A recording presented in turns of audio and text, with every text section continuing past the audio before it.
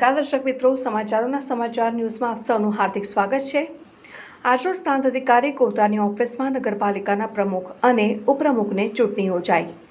ગત 28મી એપ્રિલના રોજ ગોધરા નગરપાલિકાની ચૂંટણી યોજાઈ હતી, જેમાં ભાજપને 27 સીટો મળી હતી, જેના કારણે સ્પષ્ટ બહુમતીમાં ભારતીય જનતા પાર્ટી ચૂંટાઈ આવતા તેમના પ્રમુખ અને ઉપપ્રમુખ કારોબારી અધ્યક્ષ શાસક પક્ષના નેતા અને દંડકની આજે ઔપચારિક રીતે મેન્ડેટ આપીને તેમના હોદ્દા જાહેર કરવામાં આવ્યા હતા।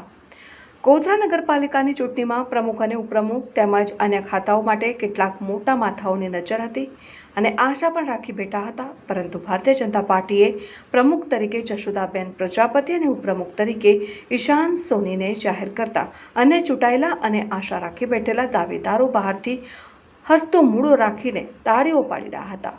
આ સિવાય કારોબારી અધ્યક્ષ તરીકે ડોક્ટર આનંદ ઘડિયાળી અને શાસક પક્ષના નેતા તરીકે સંજયભાઈ રાણા તેમજ દંડક તરીકે લાલાભાઈ ભીલની વરણી કરવામાં આવી છે। આજરોજ ગોધરા નગરપાલિકાના તરીકે આપની વરણી થઈ છે, સાથે તમને સાથીદારો પણ ઈશાનભાઈ અને આનંદભાઈ જોવા મળે છે। શું કહેશો ગોધરા નગરપાલિકા માટે પ્રાથમિક શું રહેશે તમારી કામગીરી? આજરોજ જે મને ગોધરા નગરપાલિકા પ્રમુખમાં વરણી કરી છે તે બદલ હું ગોધરા નગરપાલિકા સભ્યોશ્રીનો આભાર માનું છું।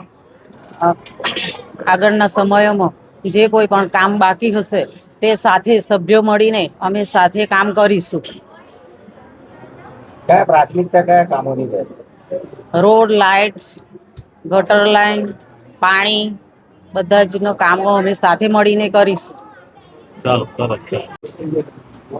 ગત 28 એપ્રિલના રોજ નગરપાલિકા ગોધરા 2026ની સામાન્ય ચૂંટણીનું પરિણામ જાહેર થયું હતું। તે અંતર્ગત આજ રોજ તારીખ 20/5/2026ના રોજ નગરપાલિકા ગોધરાના પ્રમુખ અને ઉપપ્રમુખની ચૂંટણીની કાર્યવાહી આજે પૂર્ણ કરવામાં આવી છે।